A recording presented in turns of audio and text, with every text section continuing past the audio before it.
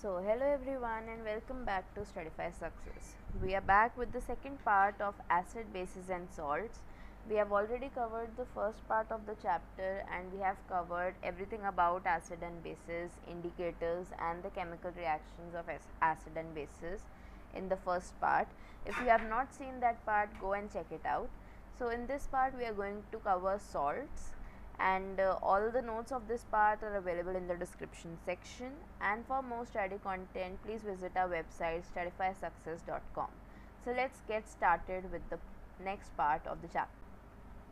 So we have done neutralization reactions in our last part, and in that part we have seen that any acid when combined with the base gives us a salt and water. So we are going to study about these salts. So now we know that these salts are a product of the neutralization reactions, are one of the products. There are two products, salt and water. Salt is one of the product of the neutralization reactions. Now depending upon what is the strength of the acid and the base which are participating in the salt formation, we have three different types of salts. We have neutral salts, acidic salts and basic salts. So if both the acid and the base both are strong, both are equivalently strong, both will nullify the effect of each other and the resulting salt will be neutral with pH 7. If the acid is stronger than the base and the base is weaker, so the base will not be able to completely nullify the effect of acid. Some effect will remain not neutralized or unnullified, and hence the salt will be acidic in nature with pH of less than 7. If the acid is weaker and the base is stronger, so the acid will not be able to completely neutralize the effect of the base, hence some basic effect will be there and we'll have a basic salt which will have pH of more than 7. So the very basic salt we have here and the very common salt which we use everywhere is the common salt NaCl. How is NaCl obtained? NaCl is obtained by the reaction of HCl, hydrochloric acid, and sodium hydroxide, giving us sodium chloride and water. Both HCl and NaOH are strong acid and base, hence NaCl is a neutral salt. Then it is a very important raw material. NaCl is widely available, it is widely harnessed from the seabeds as rock salt, and it is used for raw material for various other materials which we commonly use in everyday life, like sodium hydroxide, baking soda, washing soda, bleaching powder. All these are made by using common salt or NaCl as the base reagent or the raw material. The aqueous solution of sodium chloride is called brine. This is something which you should remember. Aqueous solution is when common salt is mixed in water, the solution formed is termed as brine. So this is what common salt is. So the next compounds which we are going to study, these are various compounds and various materials which are formed by using common salt or NaCl as the raw material. Using NaCl as the raw material, we have various other salts and materials. Firstly, we have sodium hydroxide. So sodium hydroxide, which is NaOH, is formed by the electric decomposition of brine. What was brine? Brine was the aqueous solution of sodium chloride. So when we do the electrolysis of sodium chloride, we get sodium hydroxide. How do we get that? Here I have the image with you. So this is a container. In this container, from one end we are supplying in the brine solution, and from other end we have an open end from which we are getting our NaOH. The brine is exiting. So in this brine solution, I told you we have NaCl and water. Okay, so let's break this NaCl and water into ions. When broken down into ions, it has sodium positive, chloride negative, H positive and OH negative ions. All these are the four different types of ions present in brine. So if all this is brine, in this whole container these 4 ions are present.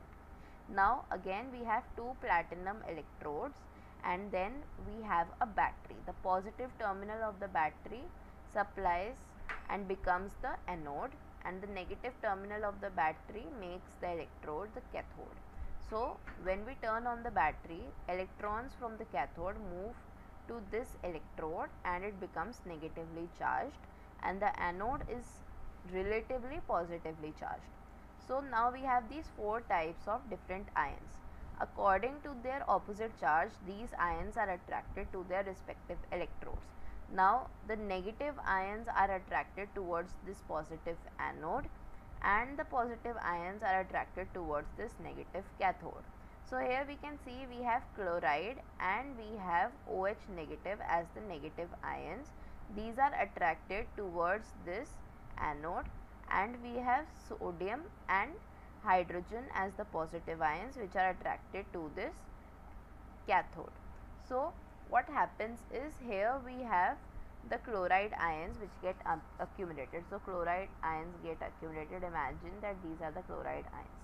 These chloride ions lose one electron and become Cl. Cl cannot exist as free Cl. So two chloride ions combine to form chloride gas which exits from the anode. You can see here chloride gas is formed at this anode and it leaves the anode from one end of the container.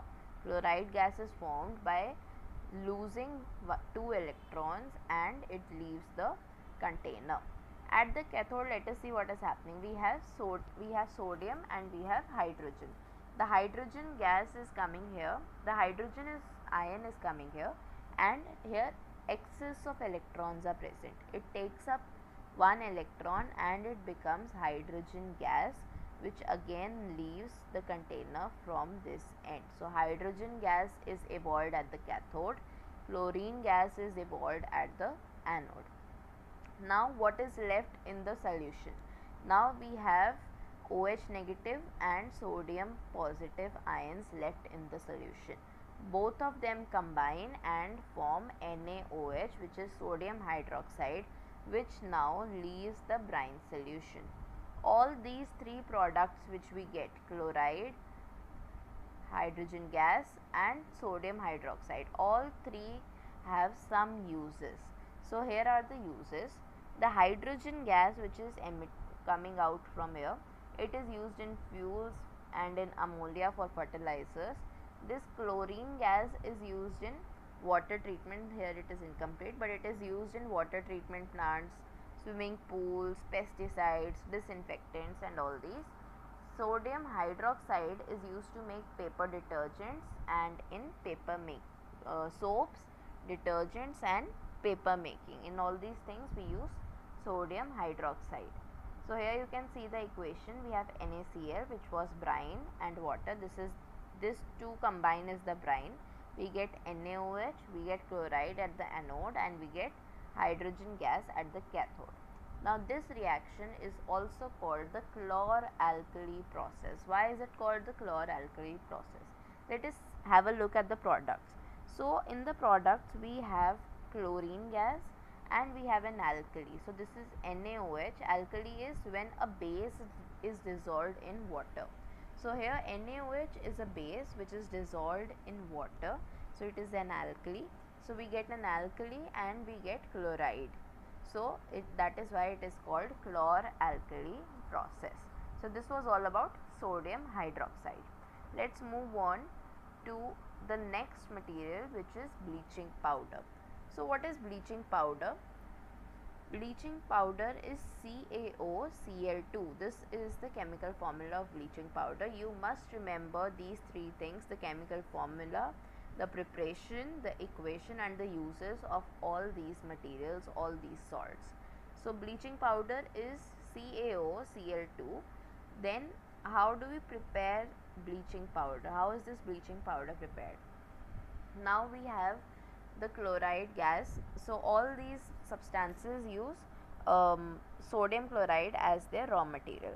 So from sodium chloride we get chloride gas. Using this chloride gas and dry slaked limes. Dry slaked lime is calcium hydroxide.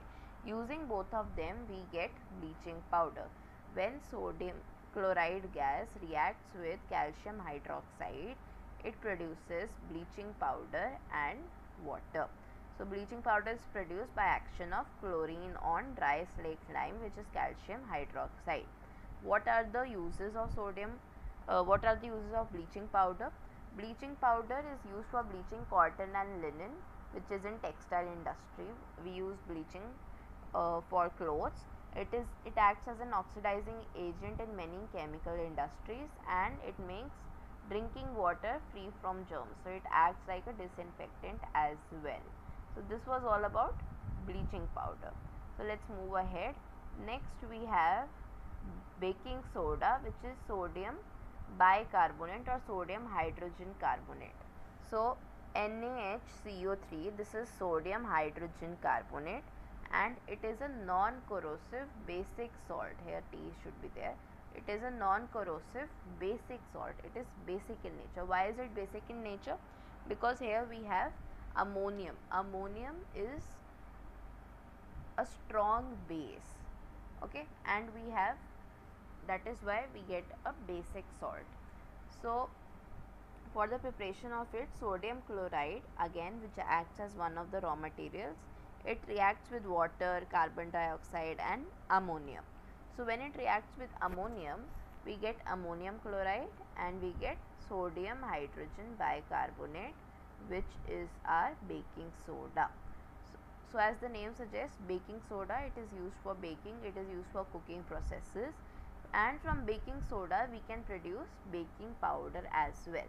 So for making baking powder, which is a mixture of baking soda and a mild edible acid like tartaric acid. So tartaric acid, acetic acid, all these are mild edible acids which can be consumed by us. So when we add an acid with baking soda, so here we have baking soda, any mild acid will give us H positive ions. So when both of them combine, we get carbon dioxide, water and sodium salt of that acid. Whatever the acid is, we get the sodium salt of it. So we don't need this sodium salt or water. Main work is done by this carbon dioxide. This carbon dioxide gives us that puffiness of breads and cakes that we want. So baking powder gives us this carbon dioxide, which gives us the puffiness and the rise in the spongy texture of cakes and breads. Carbon dioxide is produced during this reaction and it can cause bread or cake to rise, making them soft and spongy. The third use is sodium carbonate is also an ingredient in antacids. We know what are antacids because it is basic in nature. It can be used to neutralize acidity. Being alkaline, it neutralizes excess stomach. It is also used in soda acid fire extinguishers. You should remember at least 3 uses of all the substances and all the salts we are studying here. The next salt is washing soda. So we have done bleaching powder, baking soda, and we have done sodium hydroxide and sodium hydrogen carbonate. Now we have washing soda. Washing soda is sodium carbonate decahydrate 10H2O. So we have 10 molecules of water of crystallization. We'll see ahead what is water of crystallization, but to give you a brief, water of crystallization is when water is associated with this molecule. So 10 molecules of water are associated with 1 molecule of sodium carbonate. So they are surrounding 1 molecule of sodium carbonate basically. Again, washing soda is also a basic salt. The chemical name is sodium carbonate, Na2CO3, sodium carbonate we know, and then we have H2O, which is hydrate. We have 10 molecules of H2O, which is decahydrate. So sodium carbonate decahydrate is washing soda. How is it prepared? It is prepared by recrystallization of sodium carbonate. So this sodium carbonate is recrystallized when we add water to it, and it recrystallizes to form washing soda. Uses, we know that sodium carbonate or washing soda is used in glass, soap and paper industries. It is used in the manufacture of sodium compounds such as borax. Sodium carbonate can be used as a cleaning agent because definitely it is washing soda. We use it as cleaning agent, and for removing the permanent hardness of water we use washing soda. The next material which we have is plaster of Paris. Again we have half molecule of water of crystallization with plaster of Paris as well. So we have calcium sulfate dot half H2O. Half H2O means we have hemihydrate. H2O means hydrate and half is hemi. So calcium sulfate hemihydrate is the chemical name of plaster of Paris. How do we prepare it? So we have gypsum. We heat it at 373 Kelvin or 100 degrees Celsius. Gypsum loses water molecules. So this is gypsum. Gypsum is calcium sulfate. Here 4 should come. It is calcium sulfate dot 2H2O. So it has 2 molecules of water. It loses 1.5 molecule of water and we are left with half molecule of water. So we get this product is plaster of Paris. When this plaster of Paris is a white powder. We mix it with water to make a slurry and then we keep it for some time to let it harden up, and then it again becomes gypsum. So it again combines with this half 1.5 H2O and forms calcium sulfate and 2H2O. So plaster of Paris is a white powder. On mixing with water it changes to gypsum once again, which gives us a hard solid mass. Plaster of Paris is used by various doctors when we have fractures. So to settle our bone in a particular position they use this plaster of Paris. For making various toys as well we use plaster of Paris. For decoration materials and for smooth surfaces we use plaster of Paris. This is the equation which is after setting up of the plaster of Paris we again get gypsum. So I think this was the last salt, and now we have water of crystallization. As I explained you, water of crystallization is the fixed number of water molecules present in one formula unit of a salt. So for example here we have washing soda, we have sodium carbonate. So around 1 formula unit of this sodium carbonate we have 10 H2O molecules. So around every 1 unit of sodium carbonate 10 water molecules are there. So this is what water of crystallization is. So basically these water molecules are associated with the salt molecules. Washing soda, gypsum, copper sulfate. Copper sulfate has 5 H2O molecules, and plaster of Paris as well is an example of compounds with water of crystallization. So this is all for salts. So I hope all this is clear to you.